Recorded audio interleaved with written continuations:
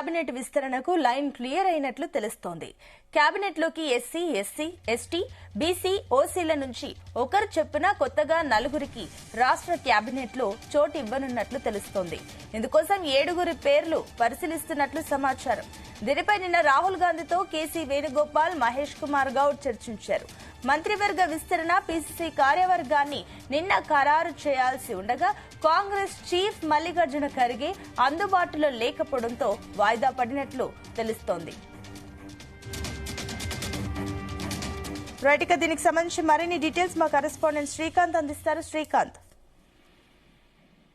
TPCC పదవులపై కూడా కసరత్తు అయితే ఒక కొలిక్కి వచ్చాయని చెప్పొచ్చు. ఇందులో ఉన్నటువంటి మరి ఏ క్షణంలో అయినా కూడా దీనికి సంబంధించినటువంటి ప్రకటన కూడా వెలువడే అవకాశం అయితే ఉంది చెప్పొచ్చు. ఎందుకంటే నిన్న ఏఐసీసీ ప్రధాన కార్యదర్శి ఉన్నటువంటి కేసీ వేణుగోపాల్ నివాసంలో కూడా ఇటు సీఎం రేవంత్ రెడ్డి, పిసిసి అధ్యక్షుడు సుదీర్ఘంగా అయితే చర్చలు జరిపారు. ఇందులో ప్రధానంగా దీనికి సంబంధించినటువంటి ఇటీవల చోటు చేసుకున్నటువంటి పరిణామాలు, అదేవిధంగా తెలంగాణ రాజకీయ పరిస్థితులు, దానికి సంబంధించి అన్ని కూడా సవివరంగా మాట్లాడడం జరిగింది. ఈ క్రమంలో పిసిసి అధ్యక్షుడు మహేష్ కుమార్ గౌడ్ తో అదేవిధంగా ఇక్కడ రాహుల్ గాంధీ కూడా కలవడం, అదేవిధంగా పిసిసి కమిటీల కూడా ప్రకటన, అదేవిధంగా మంత్రివర్గ విస్తరణతో పాటు తెలంగాణ జరుగుతున్న రాజకీయ పరిస్థితులు, అదేవిధంగా పార్టీ యొక్క కార్యకలాపాలు, అదేవిధంగా ఉన్నటువంటి గ్రామ స్థాయిలో పార్టీ యొక్క బలోపేతం సంబంధించిన తదితర అంశాలపై కూడా వివరించినట్లుగా తెలుస్తుంది. ముందుగా అయితే కూడా పిసిసి కమిటీ అయితే కూడా ఏర్పాటు చేసినట్లుగా చెప్పుకుంటూ వచ్చారు. ఈ క్రమంలో కేసీ వేణుగోపాల్ కమిటీలో ఉన్నటువంటి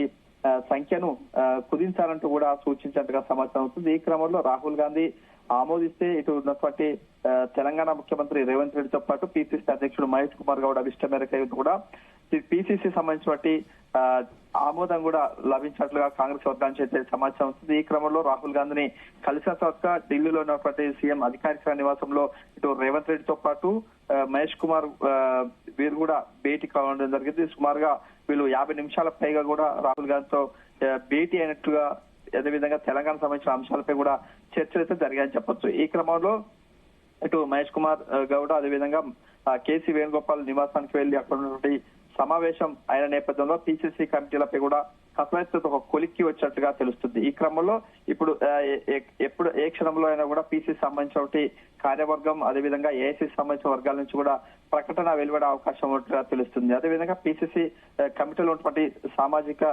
సంబంధించిన పాటించాలంటూ కూడా కాంగ్రెస్ అయితే భావిస్తుంది. ఈ నేపథ్యంలో ఇక్కడ ఎక్కువ కూడా ఇక్కడ మంత్రివర్గ విస్తరణపై కూడా ఒక స్పష్టత చెప్పొచ్చు.